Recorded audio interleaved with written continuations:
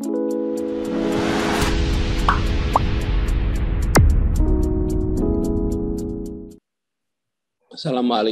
warahmatullahi wabarakatuh.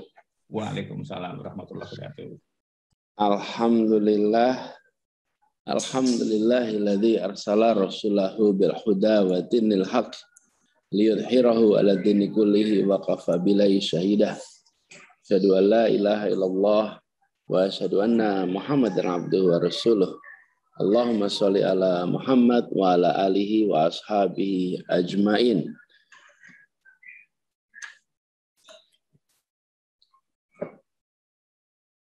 Yang saya hormati Bapak Gita Danu Pranata,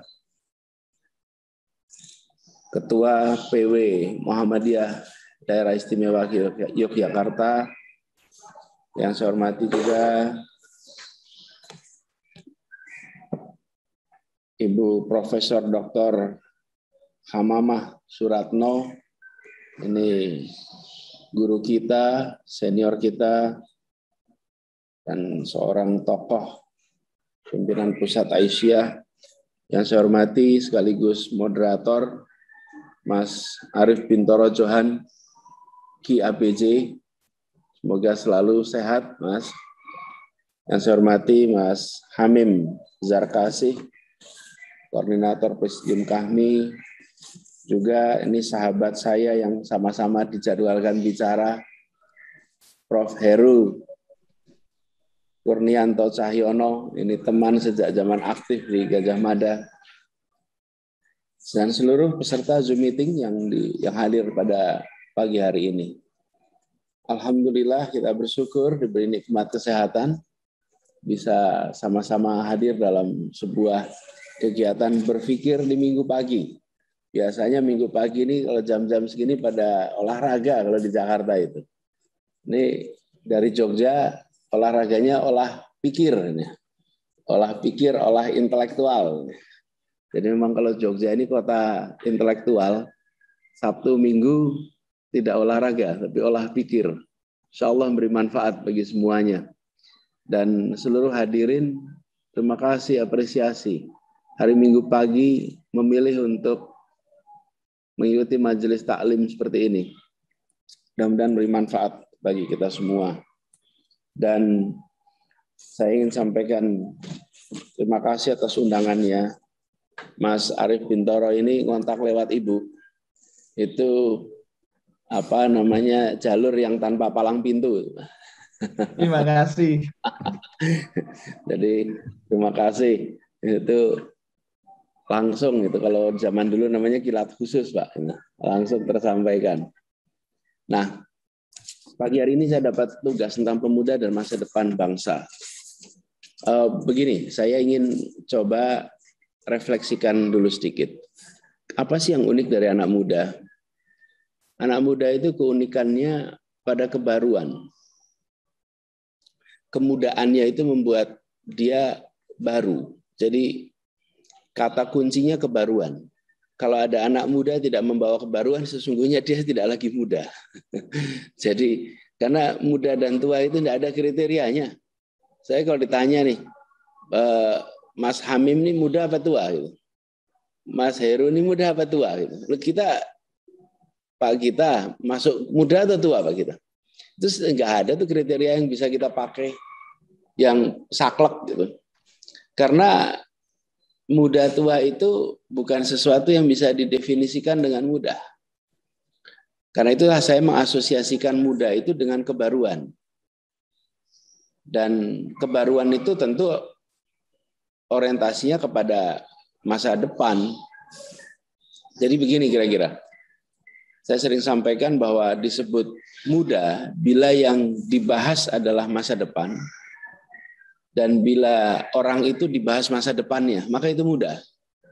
Tapi kalau ada orang dibahas masa lalunya, itu udah tua itu. Dan kalau orang membahas masa lalu, ini sudah tua. Jadi hati-hati nih Mas ABJ.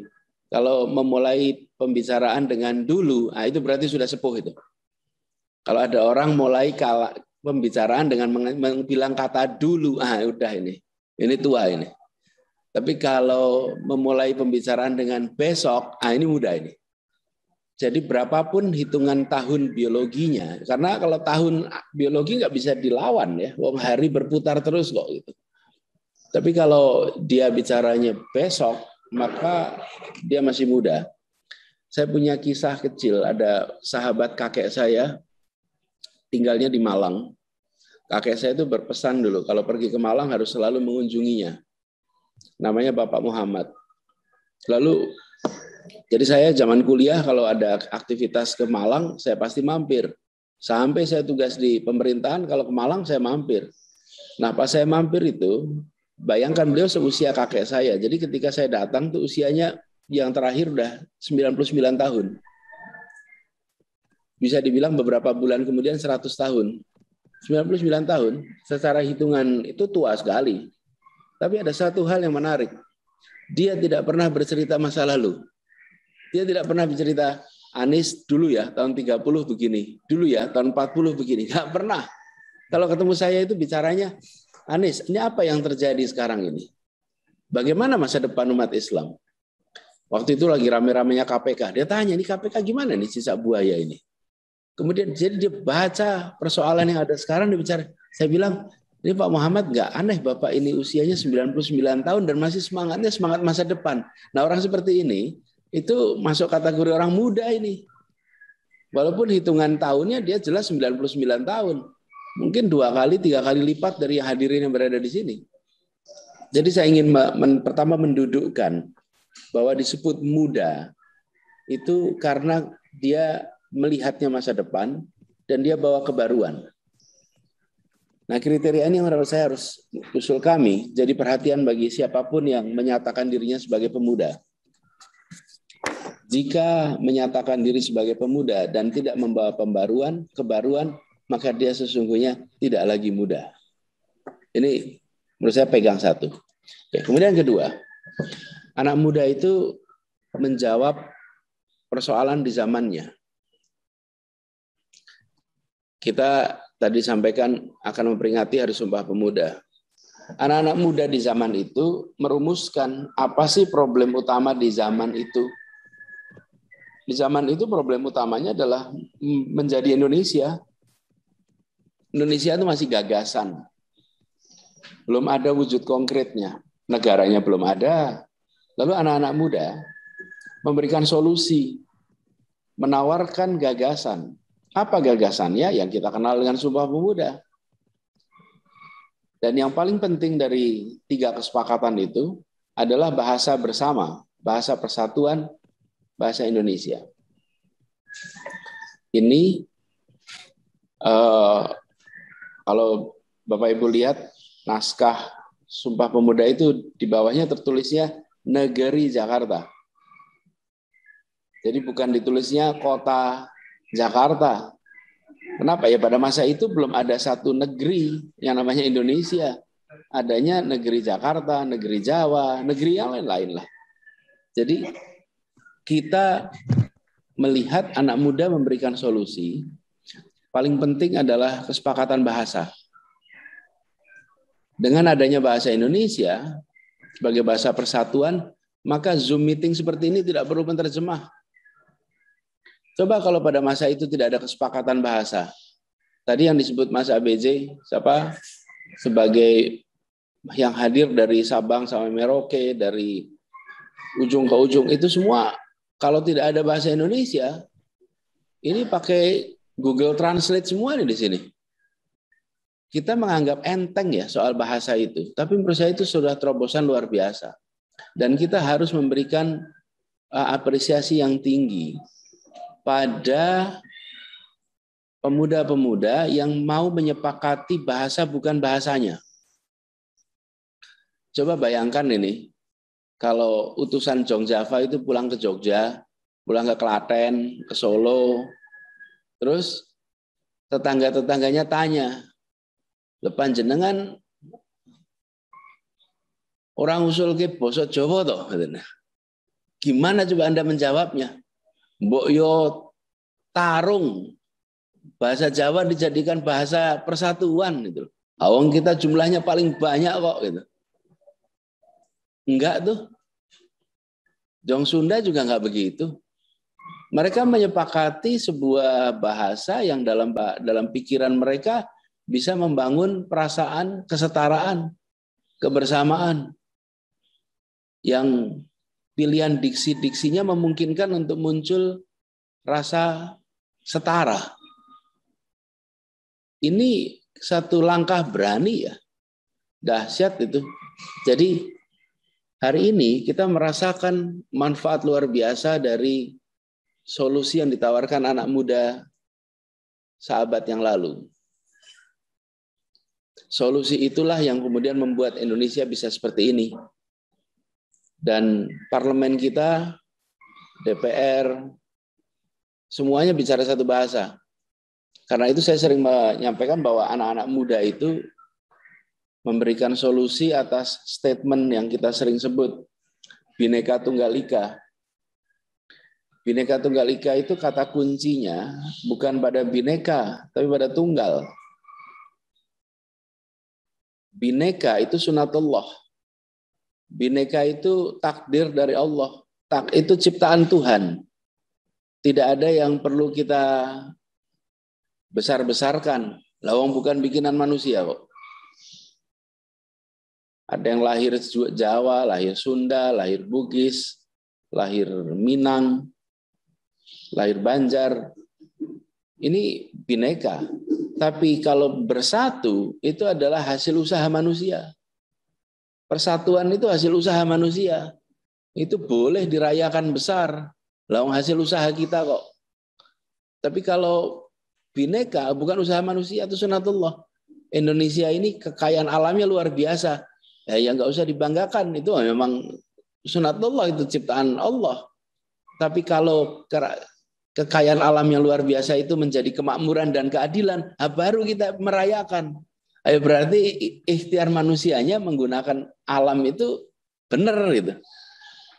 Terbayang ya di konteks ini. Jadi anak-anak muda itu mengikhtiarkan adanya satu bangsa yang bersatu, lalu mereka menyiapkan kata kuncinya, bahasa persatuan. Nah, ini teman-teman sekalian harus kita dorong agar bahasa Indonesia kita lebih kaya lagi. Jadi ini bulan bahasa sekarang, yuk kita tambahi bahasa Indonesia kita supaya lengkap. Dari mana? Ya dari bahasa daerah. Bahasa daerah harus memperkaya bahasa Indonesia. Karena bahasa Indonesia sekarang kosakatanya baru 135.000. Kalau bahasa Inggris itu 1 juta kosakata. Bahasa Indonesia 135.000. Kalau bahasa Arab itu 12,6 juta kosakata. Jadi nggak aneh itu kalau Quran dalam bahasa Arab. Karena 12,6 juta kosakata itu bahasa dengan diksi terbanyak di dalam peradaban umat manusia.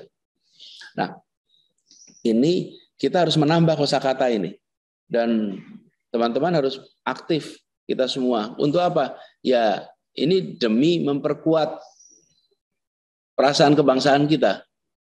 Boleh dicek aja kalau bahasa Indonesia, unyang-unyang itu ada nggak bahasa Indonesia? Kalau nggak ketemu ya diusulkan untuk bisa menjadi bahasa Indonesia. Supaya bahasa Indonesia kita ini komplit. Bisa menjadi alat penjelas yang lengkap. Jadi kembali kepada ini, kita lihat anak muda memberikan solusi. Kenapa saya sampaikan itu? Nah sekarang terkait dengan hari ini. Waktu itu masalahnya adalah membuat kita bersatu. Membuat kita menjadi satu negara, satu bangsa. Dan menyepakati itu semua 17 tahun sebelum merdeka. Barangkali sedikit sekali bangsa di dunia yang punya kesepakatan hebat sebelum ada negara. Biasanya kesepakatan itu sesudah ada negara. Nah, kalau kita menyepakati bahasa, negaranya belum ada. Menyepakati tanah air, negaranya belum ada. Menyepakati satu bangsa, negaranya belum ada. Ya itulah namanya anak muda. Dia memberikan solusi untuk masa depan. Nah sekarang apa tantangan kita? Apa yang menjadi problem utama hari ini? Sehingga anak muda memberikan tawaran solusinya.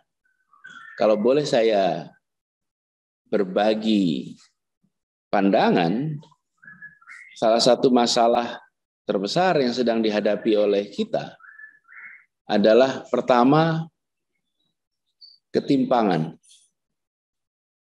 Ketimpangan antara yang terdidik dan tak terdidik, antara yang bekerja dan tak bekerja, antara yang berpunya dan tak berpunya, antara kota dan desa, antara daerah pulau yang maju dan pulau yang belum berkembang. Ini ketimpangan.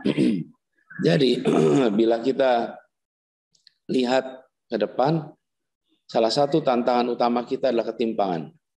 Dan akan sulit sekali membangun persatuan dalam ketimpangan. Persatuan itu dibangun dalam perasaan kesetaraan. Ini satu masalah yang mudah-mudahan nanti dalam diskusi bisa dibahas lebih jauh. Yang kedua adalah kerusakan alam. Alam tempat kita semua tinggal, bumi ini sudah mengalami kerusakan yang luar biasa. Kita biasa menyebutnya sebagai climate change, perubahan iklim. Sehingga saat ini kita tidak lagi punya pola. Bulannya Juni, Juli, hujannya seperti Desember. Bulannya Desember, Januari, kering kerontangnya seperti bulan Mei, Juni. Jadi tidak ada pola lagi. Beberapa negara mengalami banjir bandang di saat musim panas yang tidak pernah mereka alami. Permukaan air laut meningkat sehingga kota-kota di pesisir pantai mengalami rob. Dahsyat ini.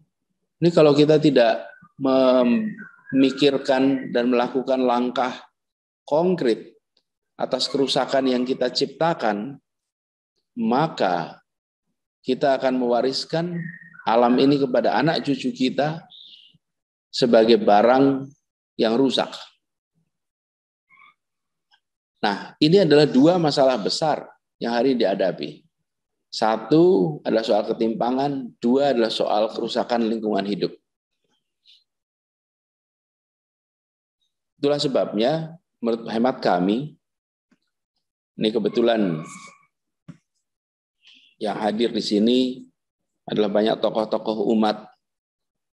Selain anak muda, umat Islam harus mulai memikirkan kontribusinya pada umat manusia. Begitu banyak percakapan di dalam umat Islam adalah tentang umat Islam itu sendiri. Yang sekarang harus ditawarkan kepada umat manusia adalah apa kontribusinya bagi tantangan kemanusiaan yang saat ini sedang besar. Dan kalau kita lihat tadi, dua masalah ini dialami bukan hanya di Indonesia. Ketimpangan itu terjadi di berbagai tempat.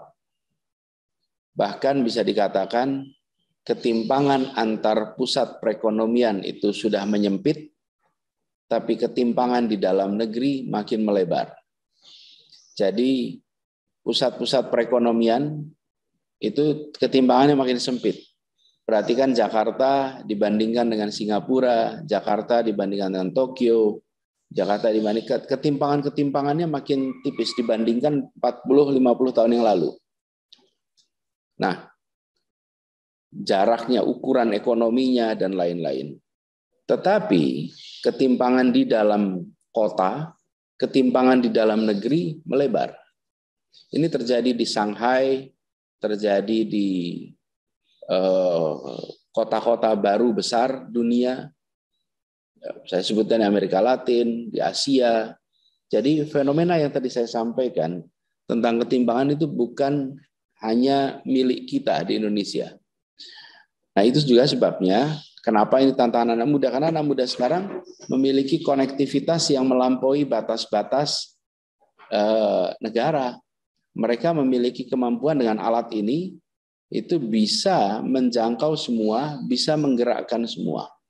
Jadi saya usul di dalam diskusi pada pagi hari ini, pemuda dan masa depan, supaya generasi baru memikirkan secara serius langkah untuk bisa menawarkan solusi bagi dua hal ini. Membangun kesetaraan, mengurangi ketimpangan, dan kedua, membangun alam yang bersahabat, alam yang menghentikan kerusakan di bumi ini. Dan dampak dari ini semua jangka panjang. Kita seringkali maunya yang pendek-pendek dan kecil sehingga langsung terlihat. Tapi apa yang terjadi pada kerusakan alam ini ya salah satu sebabnya justru karena prosesnya panjang. Bapak Ibu sekalian saya hormati, itu yang bisa saya sampaikan dalam kesempatan pada pagi hari ini. Monggo diteruskan sama sahabat saya Mas Heru. Mas Heru ini dulu kuliah sama-sama, aktif di UGM bareng-bareng. Alhamdulillah, Prof.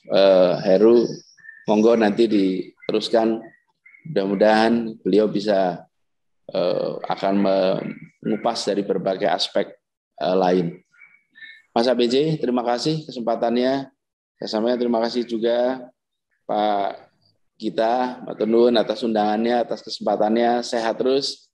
Salam untuk semua teman-teman di PWM. Amin. PY, mudah-mudahan semuanya sehat. Amin. Terus semangat.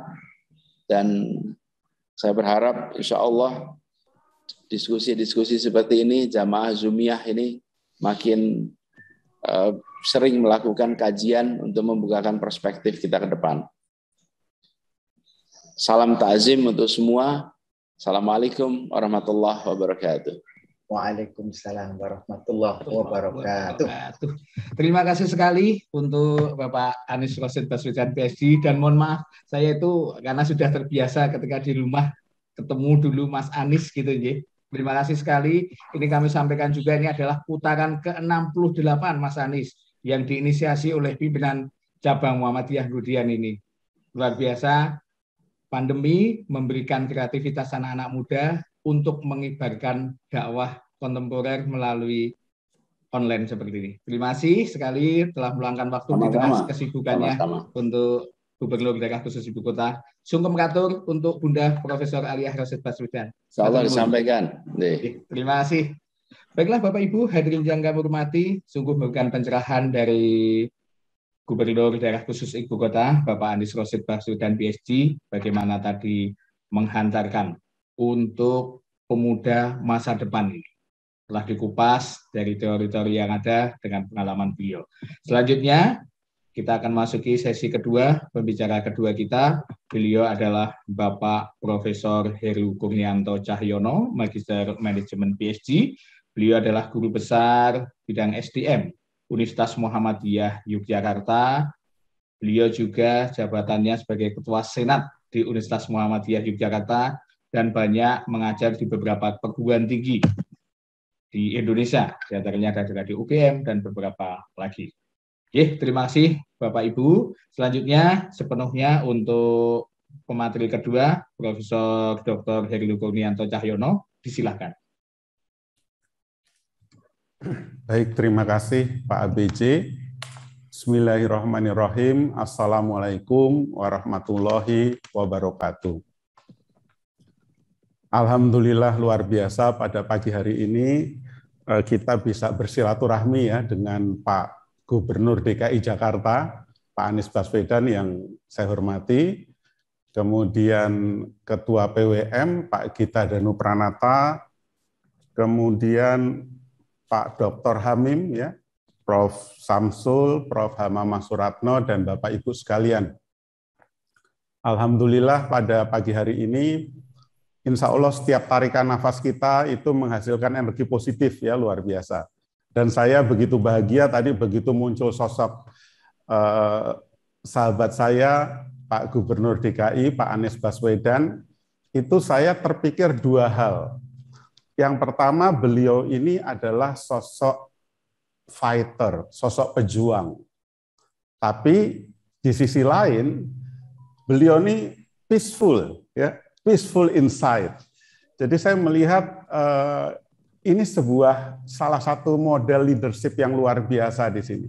Jadi di luar beliau fighter, pejuang, berorientasi pada task accomplishment, pada solusi yang mau ditawarkan pada satu problem, ya. Tapi di sisi lain peaceful. Nah, ini saya kira hal yang tidak mudah ini. Ini dan saya memang sejak kuliah dulu ya pernah mengikuti kuliah senior dari Mas Anies, kebetulan Mas Anies dulu ketua Senat Mahasiswa di Universitas Gadjah Mada. Itu yang luar biasa adalah pesan-pesannya, inspirasinya yang selalu menuju ke masa depan ya. Jadi ini bagi saya penting sebagai asupan energi buat generasi muda. Jadi generasi muda itu sendiri saya terinspirasi nih. Muda itu adalah cara berpikir. Ini luar biasa. Jadi kita banyak melihat ke masa depan ya, meskipun bukan berarti melupakan masa lalu, tapi fokus kita itu ke depan. Saya kira ini hal yang sangat-sangat luar biasa. Ini mungkin PR buat bangsa kita ya. Jadi bangsa kita ini seringkali carut-marut terkait dengan di sisi lain kita mengejar performance atau kinerja, tapi suasana iklim yang kondusif ya, ini saya kira perlu kita bangun dan perlu lahir leader-leader muda masa depan. Di sini juga dihadiri para mahasiswa dari Gadjah Mada, dari Universitas Muhammadiyah Jogja, dari Taman Siswa dan lain-lain. Saya kira ini tongkat estafet kepemimpinan masa depan. Jadi saatnya kita itu menjadi leader buat masa depan, buat umat. Tapi sebelumnya leading self dulu nih. Saya melihat sosok kita bisa peaceful inside itu ketika kita leading self. Kita bisa memunculkan energi positif ya. Di pagi hari begini Anda begitu antusias, meluangkan waktu untuk bertukar pikiran. Lalu kita memunculkan keputusan-keputusan untuk bersyukur ya. Nah, energi dalam Islam ini saya kira bersyukur itu memunculkan kebahagiaan, memunculkan keberlimpahan mental ya. Sehingga secara mentalitas itu kita akan bisa insya Allah kontributif pada organisasi, kontributif pada bangsa ini. Jadi kita strategi, teknik, knowledge itu penting, tapi satu yang tidak kalah penting nih soft skill untuk memunculkan energi-energi positif, achievement ya, pencapaian prestasi. Kemudian juga soft skill terkait dengan integritas nih. Saya kira tidak mudah menjadi pemimpin yang punya strong leadership kalau dia belum jujur dengan dirinya sendiri. Jadi saya kira ini satu tahapan-tahapan penting bagi terutama refleksi buat kita, juga buat adik-adik mahasiswa. Maka inspirasi ya dan pesan-pesan kemajuan ya. Kemudian juga kalau kita bicara Sumpah Pemuda tadi disampaikan oleh Pak Gubernur terkait dengan ada sebuah mimpi yang sifatnya imajiner. Karena apa? Karena sebetulnya Indonesia belum ada saat itu. Tapi sudah ada dalam pikiran dan perasaan kita. Jadi saya membayangkan software kita ini harusnya lebih dulu daripada action kita. Kalau Pak Gubernur sering mengatakan gagasan, narasi, ya, kemudian kerja. Ya. Nah, gagasan ini saya kira tidak lepas dari sebuah mimpi-mimpi ke depan kita ya sebagai leader. Mungkin saya akan mohon izin untuk menyampaikan slide ya dalam bentuk slide sedikit. Oke. Jadi topiknya adalah refleksi Sumpah Pemuda, leadership anak muda Indonesia. Kemudian slide berikutnya. Oke, ini Sumpah Pemuda ya. Kami putra dan putri Indonesia mengaku bertumpah darah yang satu tanah Indonesia, kami putra dan putri Indonesia mengaku berbangsa yang satu, bangsa Indonesia, dan kami putra dan putri Indonesia menjunjung bahasa persatuan bahasa Indonesia. Nah, munculnya ini nggak lepas dari sebuah mentalitas kontributif, ya. Jadi sebetulnya organisasi itu akan susah untuk menjadi menyatu, ya, kalau mentalitas semua orang di dalam organisasi belum sampai pada level kontributif atau abundant mentality. Nah, mental ini melalui pendidikan penting untuk kita bangun, ya. Kemudian berikutnya,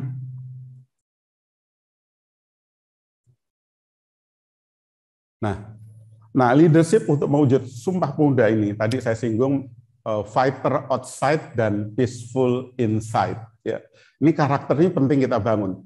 Karena biasanya kalau orangnya fighter outside, itu ke dalamnya juga kemerungsung atau mudah marah. Atau sebaliknya ketika dalamnya peaceful inside, itu karakternya juga peaceful atau spiritualitasnya rendah, ya. Kemudian yang kedua adalah leading self.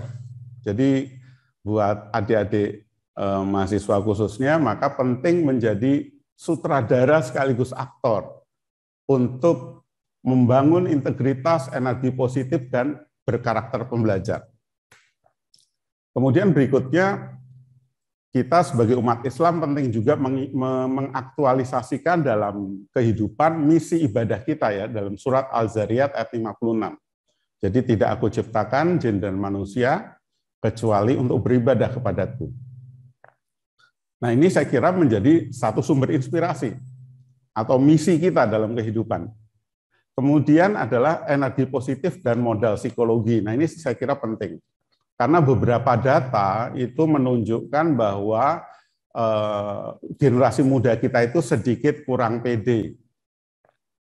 Jadi kalau kita bicara psychological capital atau modal psikologis itu meliputi ada 4 dimensi penting. Yang pertama adalah memiliki harapan, ya. Kemudian optimisme, kemudian self-efficacy, percaya diri, dan resiliensi, ya, daya tahan. Nah, ini aspek soft ini penting sekali. Datanya memang agak lama, saya pernah baca data 2015 bahwa level percaya diri kita itu sedikit below, ya, agak di bawah sedikit rata-rata. Kemudian juga leadership ini terkait dengan karakter peran agen perubahan, yaitu rahmatan lil alamin. Kita menjawab tantangan seperti tadi yang disampaikan, masalah keadilan, ketimpangan, dan juga iklim, ya, persoalan lingkungan di sekitar kita. Nah, ini saya kira menjadi tantangan untuk generasi ke depan. Karena sebetulnya kita punya key performance indicator nih. Indeks kinerja kita itu adalah sebaik-baik kita itu yang paling punya dampak, ya, punya kemanfaatan pada orang lain, pada lingkungan. Nah, agen perubahan ini dituntut di situ. Saya kira salah satunya itu. Kemudian yang berikutnya adalah karakter untuk selalu berusaha lebih baik dari waktu ke waktu, ya. Jadi hari ini harus lebih baik dari kemarin, kemudian besok harus lebih baik dari hari ini. Ini saya kira menjadi hal penting yang perlu ditanamkan pada generasi muda khususnya. Next. Nah, ini adalah kecerdasan yang perlu dibangun di level generasi muda kita. Yang pertama, intellectual quotient. Kita bicara knowledge, ya, pengetahuan, tapi itu tidak cukup. Jadi kita perlu juga mengembangkan aspek emosional. Aspek emosional ini berkaitan dengan bagaimana dia memahami dirinya, ya, kemudian bagaimana dia mengatasi problem-problem yang terkait dengan dirinya. Ini yang namanya leading self. Bagaimana kita memimpin diri sendiri. Lalu bagaimana kita memahami lingkungan kita, memahami orang lain, lalu kita bagaimana berinteraksi dengan mereka. Nah, kombinasi keduanya inilah yang dinamakan kecerdasan emosional. Lalu yang berikutnya adalah kecerdasan eksekusi. Jadi kalau kita bicara kecerdasan eksekusi, seringkali kita tahu banyak hal-hal yang baik nih. Tapi ternyata tidak banyak yang kita berusaha menjadi pelaku, menjadi aktor. Jadi kita banyak memilih jadi penonton atas hal-hal baik itu. Kalau Pak Gubernur sering mengatakan orang baik perlu turun tangan, ya. Nah, ini sebetulnya ada hal-hal yang ada banyak hal-hal baik yang kita tahu, malah kita ambil peran serta, punya involvement, punya keterlibatan, dan punya komitmen untuk untuk mewujudkan kebaikan-kebaikan itu. Kemudian yang keempat adalah adversity quotient, ya. Ini kaitannya dengan kecerdasan menghadapi challenge, ya, tantangan. Jadi kita punya daya tahan. Kita tidak mudah tumbang, ya. Jadi jangan, kalau bahasanya Pak Gubernur kita jangan mudah tumbang, ya.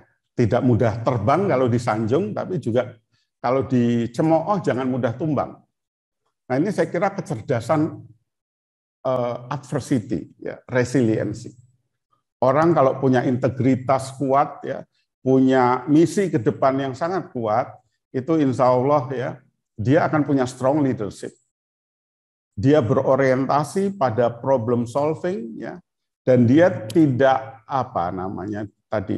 di dalam dia tetap peaceful, ya, peaceful inside. Dan yang kelima adalah aspek spiritualitas. Ini saya kira penting. Tadi seperti di awal saya sampaikan, salah satunya surat Az-Zariyat ayat 56, ya. Bahkan banyak orang pandai itu mengatakan orang yang pintar itu sesungguhnya yakin pertemuan dengan Tuhannya. Jadi spiritualitas ini betul-betul mengisi ruang batin kita. Jadi spiritualitas kita adalah yakin pertemuan dengan Tuhan, lalu yang kedua adalah kita harus bermanfaat, punya dampak pada lingkungan, dan yang ketiga kita harus selalu belajar, ya, continuous improvement, selalu perbaikan terus-menerus. Next.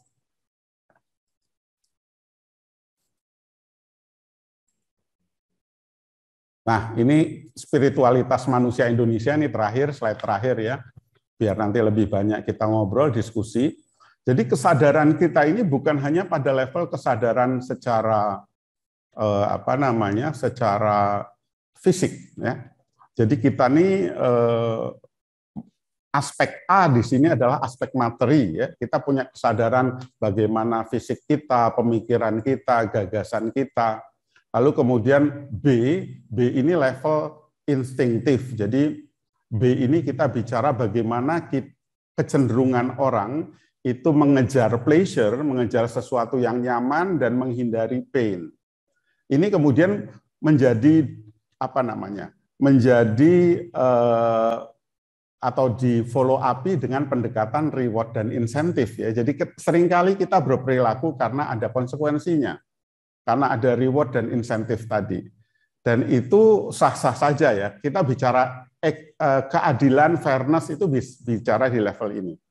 Tapi ada lagi level yang lebih tinggi, yaitu level C. Level ini level silaturahmi, seperti kita pada pagi hari ini, ya.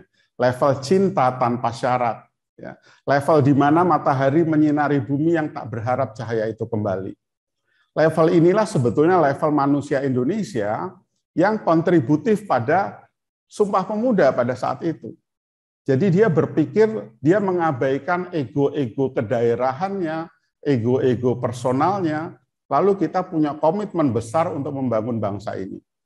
Jadi saya kira penting tadi mengembangkan satu spiritualitas di mana generasi muda dan kita semua yang punya cara berpikir muda, ya, kita berpikir untuk mengembangkan energi silaturahmi.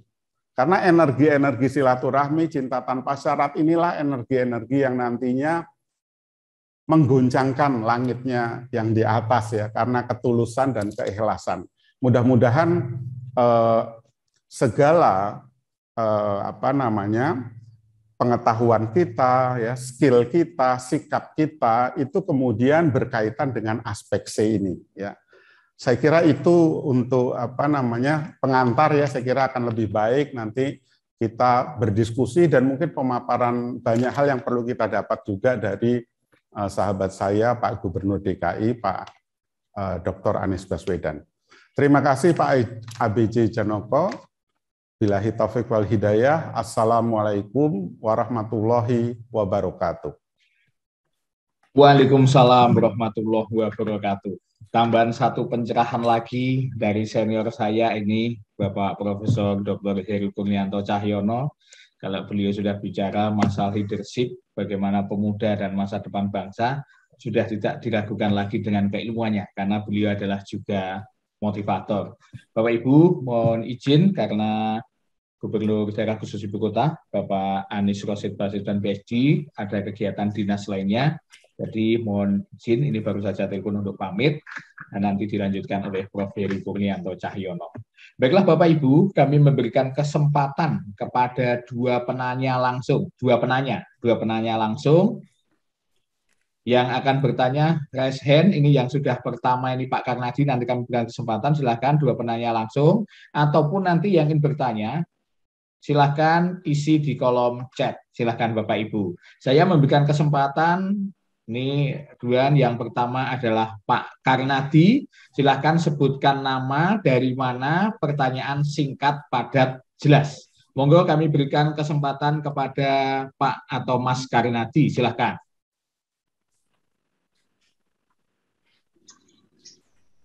Assalamualaikum warahmatullahi wabarakatuh. Waalaikumsalam warahmatullahi wabarakatuh. Matur nuwun atas kesempatan kami untuk bertanya. Perkenalkan, nama saya Karnadi, ini Pak, dari Klaten, Jawa Tengah, tepatnya di Mbayat ya, di Jimbung, Rawon Jombor menika. Ya, mohon izin bertanya kepada Prof. Heru. Jadi menarik Prof tentang kecerdasan tadi. Mohon izin bertanya tentang kecerdasan dalam hal eksekusi atau execution quotient ya. Jadi saat ini sebenarnya kaitan dengan berbagai informasi, berbagai ilmu, sangat mudah kita dapatkan ya. Tetapi bagaimana untuk eksekusi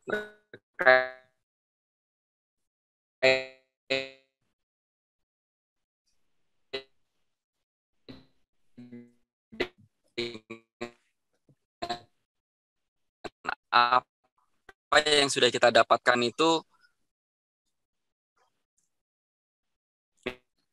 Suaranya kurang jelas. Terkadang belum bisa maksimal. Nah, mohon kian Prof, matur nuwun. Assalamualaikum. Ngapunten, agak senyap. Mohon maaf Mas Karnadi, sempat terputus, tapi saya mungkin karena sinyal dari outputnya Mas Karnadi sempat kurang jelas, mungkin saya bisa memahami terkait dengan kecerdasan yang ada ini dengan tantangan masa depan pemuda. Mungkin seperti itu, kalau tidak salah tangkap, karena mohon maaf Mas Karnadi, karena sinyal terputus. Demikian ya Mas Karnadi? Oke, karena satu lagi saya berikan kesempatan. Dua penanya langsung aja ya Prof. Heru, biar optimal. Mohon izin Prof. Heru.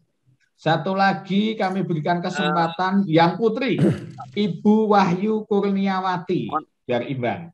Monggo, Ibu Wahyu Kurniawati, kami berikan kesempatan. Assalamualaikum warahmatullahi wabarakatuh.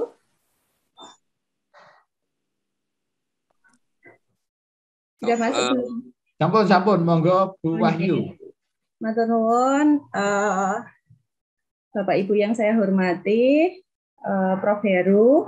Di sini saya ingin bertanya, ini kan tentang pemuda, nggih. Alhamdulillah. Saya dari Jogja, profesi saya sebagai seorang pendidik, sehingga sangat sering berinteraksi dengan pemuda, gitu ya, yang kedepannya insya Allah akan membawa negara ini mudah-mudahan bisa lebih baik lagi. Nah,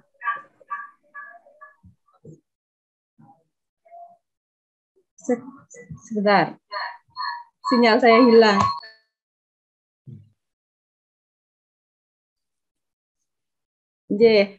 Mohon maaf ini agak kurang stabil sinyalnya. Jadi begini, Prof.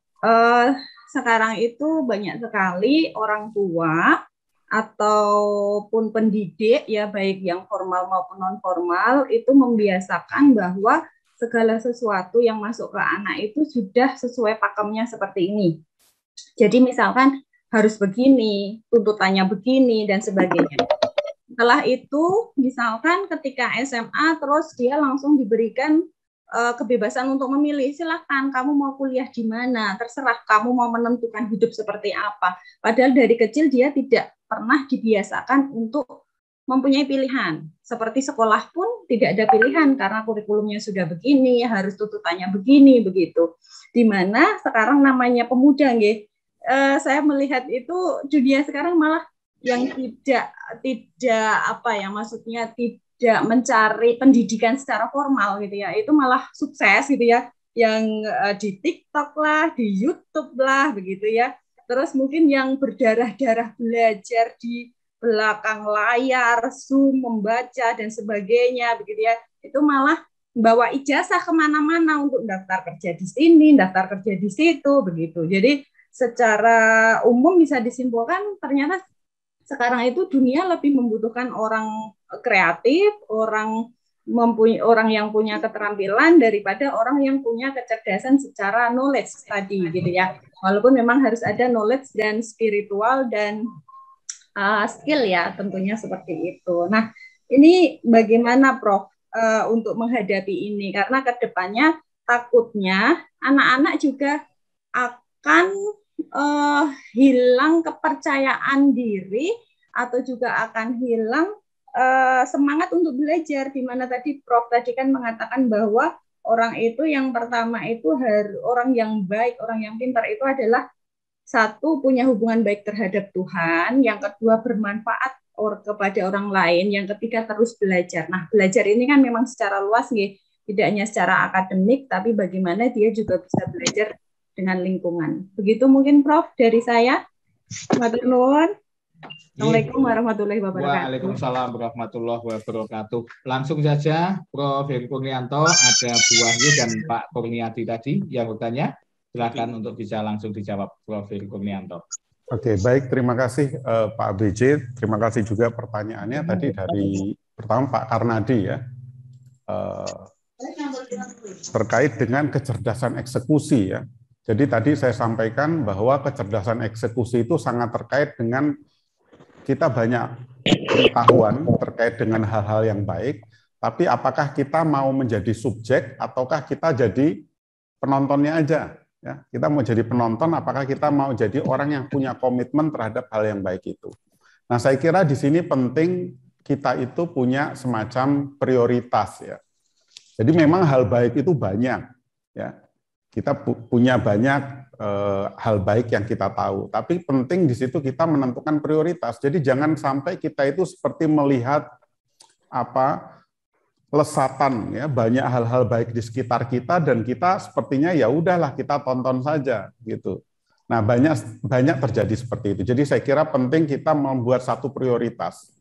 Makanya kalau kita kaitkan dengan modal psikologis, kita ini penting punya harapan ke depan. Dimensinya namanya hope, harapan. Saya ini ke depan seperti apa?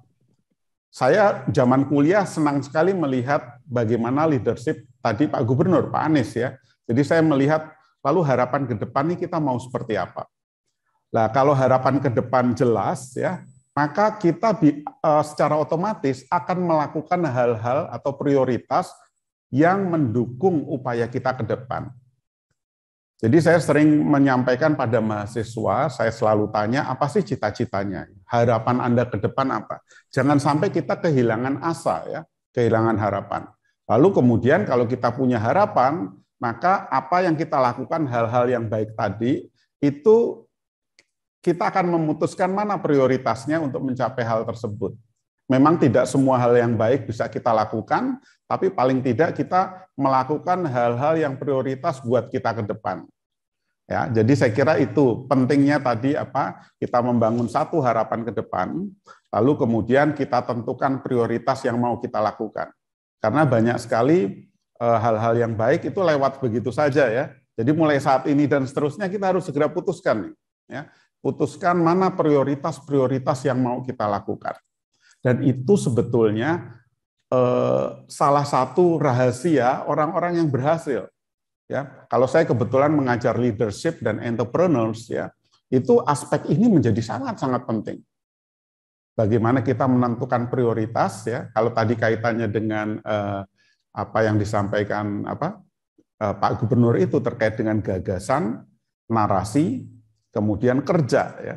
Gagasan ini penting. Gagasan ini sebetulnya kita memilih banyak hal baik yang ada di sekitar kita. Jadi kita lalu memutuskan ini loh gagasan kita, ide. Lalu kita narasikan biar apa? Biar going to the earth, biar membumi dan jelas ya aplikasinya. Lalu kemudian kita buat kerja kita. Saya kira itu untuk Mas Karnadi ya. Kemudian untuk Bu Wahyu Kurniawati dari Jogja juga ya, saya kira betul ya. Jadi kalau kita bicara pendidikan, ini tantangan buat para pendidik. Kalau dulu mungkin zaman eyang kita, itu sumber-sumber ilmu itu hanya dari guru, hanya dari dosen ya. Dia punya otoritas penting untuk sharing knowledge. Tapi hari ini dengan mobile phone ya, Mbah Google ya, dengan experience pengalaman-pengalaman kita, dengan interaksi dengan teman-teman kita, maka sumber-sumber ilmu udah bertebaran ada di sekitar kita. Sehingga peran pendidik ya, peran guru, peran dosen, peran orang tua itu sebetulnya penting kita punya daya listening, daya mendengarkan. Karena salah satu kunci komunikasi adalah kemampuan untuk listening. Dalam arti apa? Kita mendengarkan untuk memahami. Seringkali kita terlibat persoalan dengan anak didik atau dengan anak kita sendiri, ya. Kita mendengar untuk menjawab. Ya. Konflik-konflik terjadi itu karena listeningnya untuk menjawab, bukan listening untuk memahami. Nah, kalau kita bicara kunci dari komunikasi, maka komunikasi sebetulnya yang paling bertanggung jawab adalah kita. Ya. Kita sebagai sender, sebagai pengirim pesan. Lalu receiver-nya siapa? Receiver-nya adalah audiens ya, anak-anak didik kita ya. Sehingga penting sekali kita untuk fokus memahami mereka. Nah, ketika pesan-pesan kita itu belum sampai pada mereka, maka disinilah seninya kita untuk mengubah cara kita dalam berkomunikasi. Nah, pembelajaran sebetulnya juga demikian, Bu Wahyu ya. Jadi kalau kita bicara pembelajaran tadi Pak Anies, Pak Gubernur cerita, jangan sampai kita itu mengajar itu hanya cerita masa lalu. Jangan hanya, maksud saya jangan hanya, jadi jangan bercerita dulu, ya, dulu dan dulu. Sementara ya mahasiswa kita itu berhadapan dengan era yang namanya disruption, era yang sangat cepat perubahannya. Ya, saya masih ingat dulu ya waktu saya menjadi seorang profesional di BUMN, saya belajarnya dengan belajar komputer itu under-DOS. Under-DOS itu kayak WordStar ya, Lotus ya. Lalu ketika saya masuk ke BUMN itu sudah transisi ya, sehingga ya waktu itu yang digunakan bukan lagi under-DOS tapi under Windows. Wah, saya kaget ya, karena saya harus menyesuaikan dengan under Windows yang pada saat itu tampaknya sangat sulit buat saya. Tapi yang harus kita kembangkan adalah kapasitas untuk belajar. Nah, dari sini saya refleksikan ke masa depan, ke saat ini ya. Jadi hari ini apa yang harus kita lakukan? Hari ini kita harus membangun kapasitas mental. Buat siapa? Buat mahasiswa kita, buat anak-anak muda, untuk memahami bahwa yang Anda hadapi adalah, atau Anda harus membangun kemampuan-kemampuan untuk beradaptasi, kemampuan untuk menghadapi ketidakpastian, kemampuan untuk berkolaborasi, dan kemampuan untuk bersinergi. Jadi saya kira ini dalam pembelajaran pun kita harus men-trigger ya di dalam kelas untuk mendorong aspek kreativitas mahasiswa. Kita nggak pernah menyangka hari ini ada profesi yang namanya YouTuber, ya. Hari ini ada profesi konten kreator. Bahkan di salah satu desa di Jawa Timur ada desa YouTuber. Di sana itu penghasilan anak-anak muda yang pendidikannya tidak terlalu tinggi, ya, itu bisa mencapai ratusan juta. Ya. Nah, disinilah sebetulnya penting kita untuk mengembangkan ya minat, bakat, ya, dan kemampuan generasi muda, dan yang tidak kalah pentingnya adalah spiritualitas mereka. Untuk apa? Untuk membangun dirinya, lingkungan, dan bangsa ini. Saya kira itu, terima kasih. Terima kasih Prof. Heru. Ini karena yang raise hand banyak sekali, kami bukan kesempatan karena saya juga harus membacakan adil yang sudah chat, maka saya memberikan kesempatan juga yang raise hand. Oke, saya pilih 2 yang sudah raise hand sejak tadi. Singkat padat, perkenalkan singkat padat pertanyaannya. Pertama, Pak Mukmin Zaki. Silakan Pak Mukmin Zaki untuk menyampaikan pemikirannya, monggo.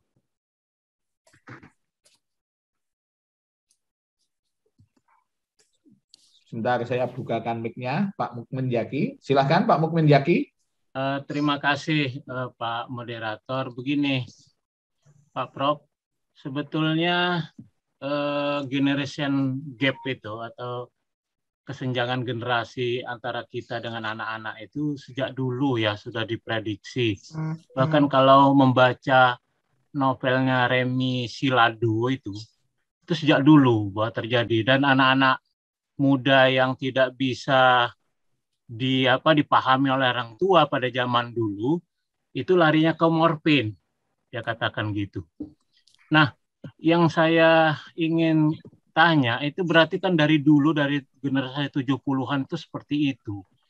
Nah, apakah kita tidak memahami kehendak anak muda atau kita terlalu protek karena kita selalu bercermin pada saat orang tua kita dulu mengajari kita kan gitu.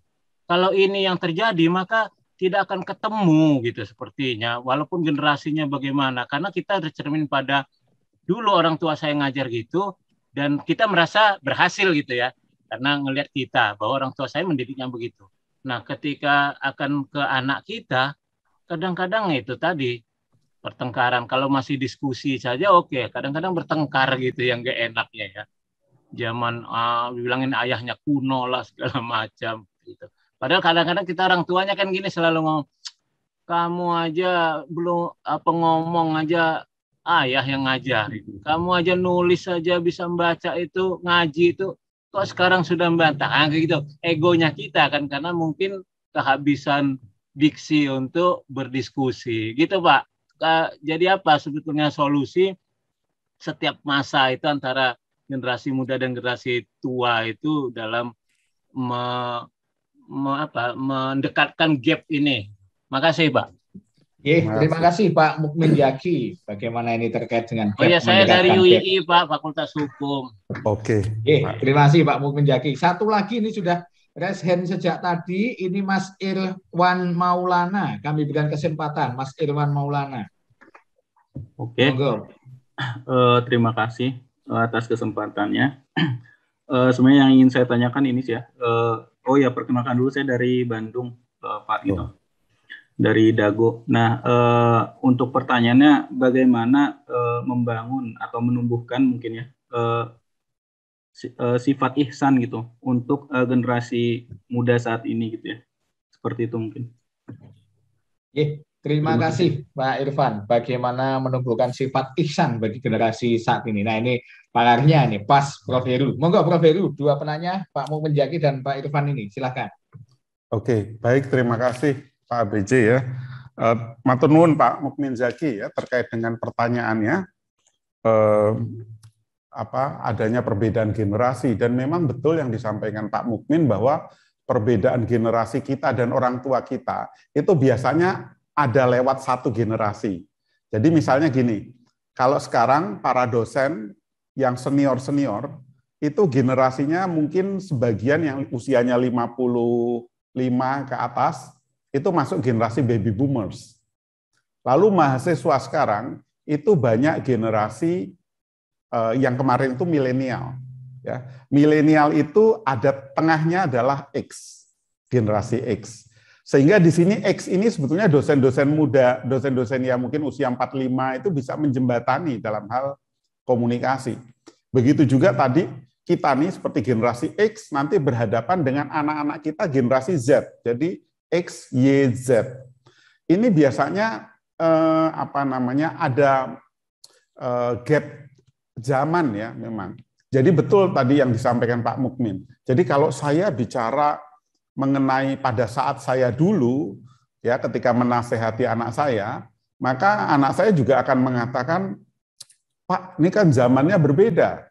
Ya. Nah, ini satu hal yang menarik yang membuat kita harus lebih kreatif nih dalam berkomunikasi dengan anak kita. Ya. Bahkan bagaimana ketika kita dalam situasi kesel, ya kadang-kadang kita ingat bagaimana kalau orang tua kita sudah mengucapkan satu kata, kita itu kan dulu kayak sabdo pandito ratu, kita ikuti itu kan. Tapi kalau sekarang perlu komunikasi yang cukup intens. Sehingga di sini saya melihat tantangan buat kita menghadapi generasi yang tadi berjarak dengan kita, maka memang kuncinya kita sebagai komunikator yang hebat. Kita harus menjadi pembelajar betul nih. Artinya apa? Ketika komunikasinya itu belum bisa ditangkap, kita harus selalu belajar untuk bagaimana membangun cara yang tepat dalam mengatasi berkomunikasi dengan mahasiswa atau anak-anak kita. Jadi saya ini satu pengalaman ya, ketika saya masuk ke dalam kelas, itu ternyata tidak semua mahasiswa itu sesuai dengan harapan kita loh. Ada misalnya di dalam satu forum itu 1 orang, 2 orang itu mungkin troublemaker.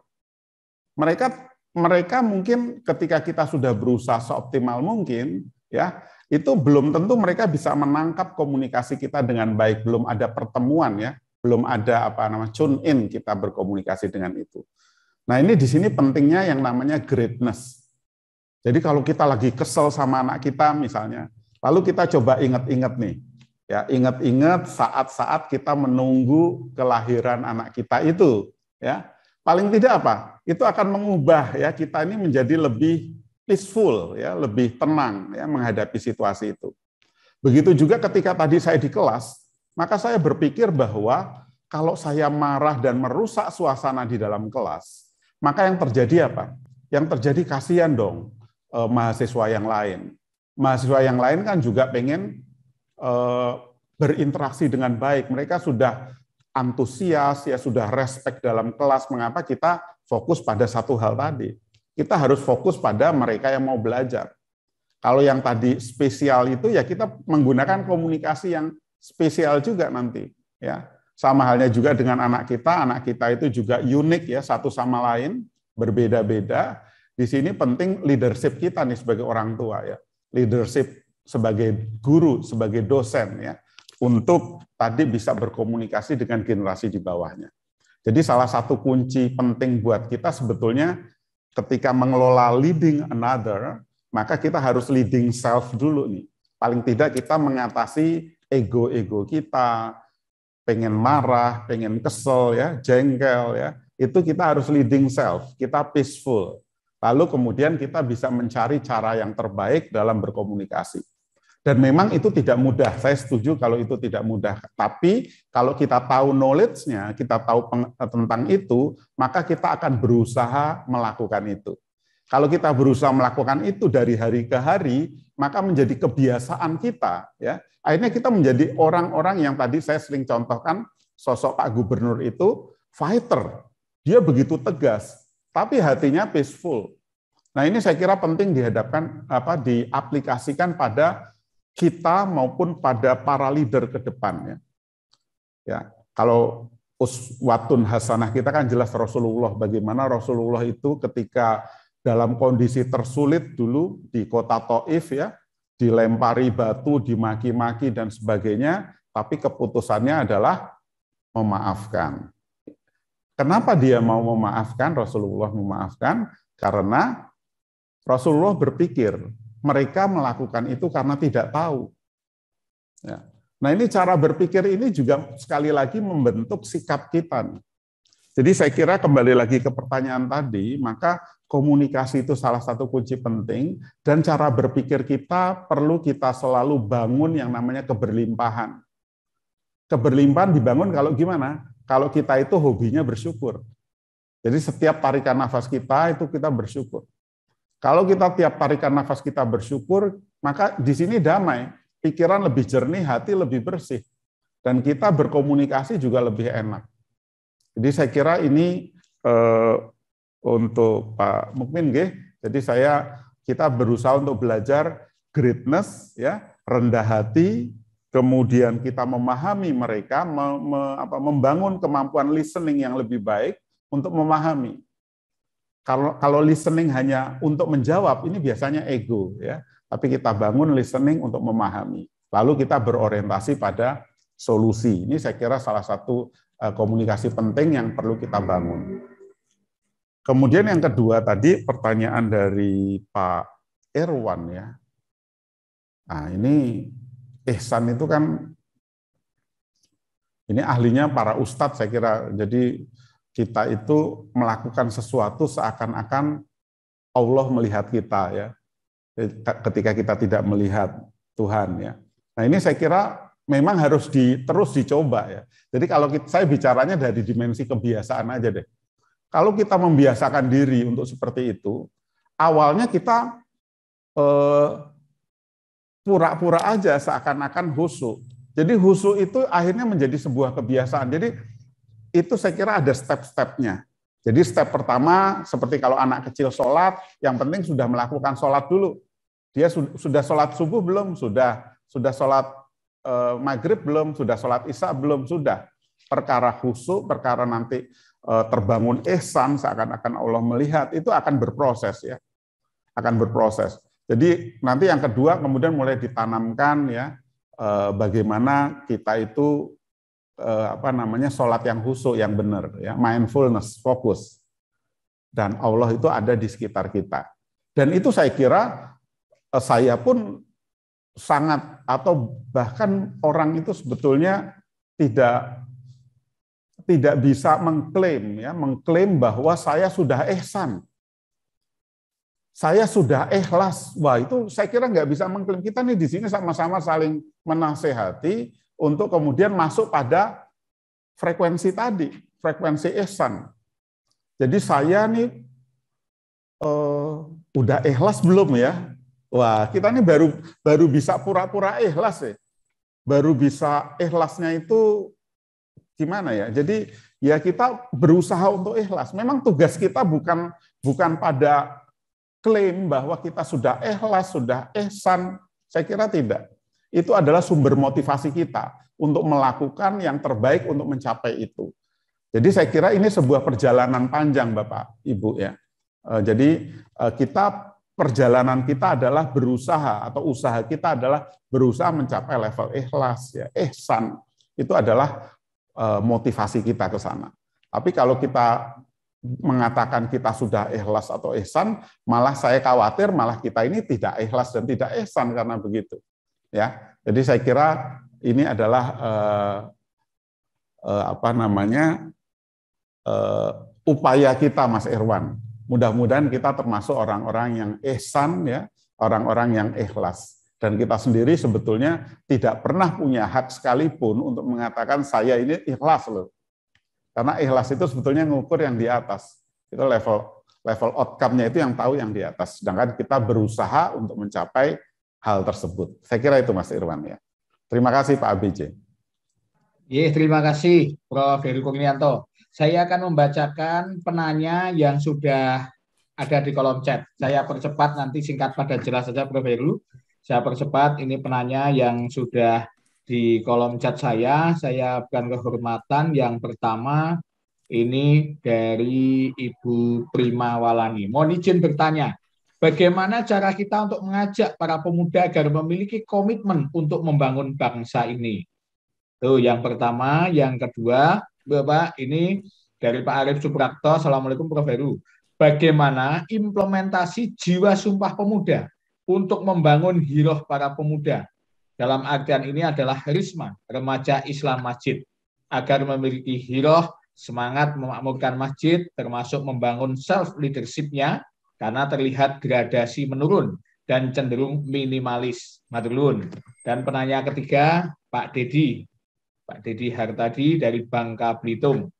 Dari paparan Pak Anies dan Prof. Heru ini, jika kedua konsep kecerdasan dan gagasan, narasi dan kerja, namun sebaiknya kenapa sulit kita menyatukan janji atau ikrar Muslim di seluruh Indonesia, seperti Sumpah Pemuda saat ini?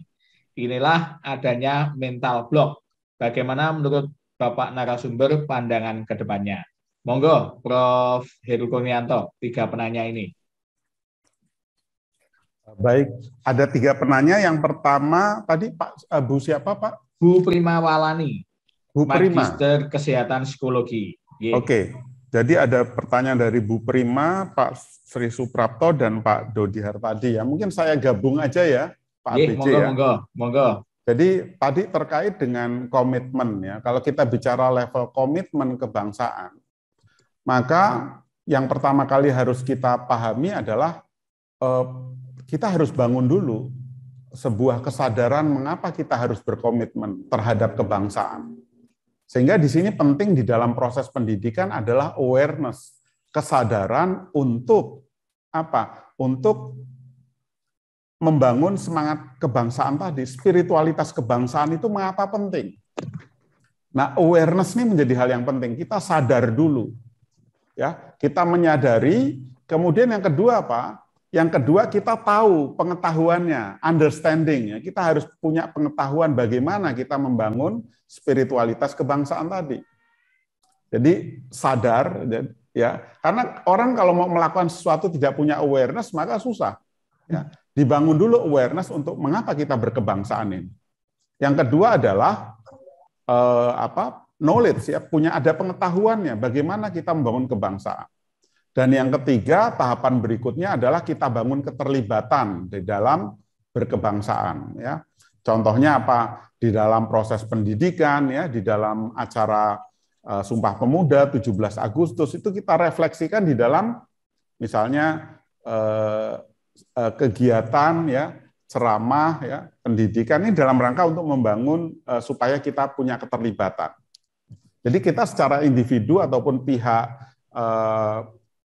para pendidik itu perlu membangun keterlibatan untuk memberikan kontribusi pada bangsa ini. Kalau kita terlibat ya dalam kegiatan-kegiatan sosial, kegiatan-kegiatan untuk kebangsaan, maka nanti pelan-pelan akan terbangun yang namanya komitmen. Tapi kalau dia tidak terlibat, ya dia merasa sebagai buat apa sih ngikutin kegiatan-kegiatan kebangsaan, kegiatan walaupun tidak eksplisit dalam arti harus kebangsaan, ya, artinya kita kegiatan di lingkungan kita, ya, di sekolah kita, di kampus kita, itu kan dalam rangka untuk membangun juga, ya, bukan hanya kita secara individu, tapi membangun bangsa kita. Nah, sehingga di sini latihan-latihan untuk terlibat itu akhirnya membangun cara berpikir kita untuk komitmen pada kebangsaan. Nah, saya melihat gini, Mas. Hal yang menarik adalah, atau Ibu ya, saya banyak bergaul dengan para aktivis dulu di Gajah Mada. Itu mereka yang saat ini saya lihat menjadi leader-leader yang luar biasa. Itu terbiasa untuk bicara mengenai bangsa. Jadi kita ngumpul sama-sama mahasiswa, ya, itu kita tidak hanya bicara mengenai apa kebutuhan kita sebagai mahasiswa, ya, tapi kita jauh lebih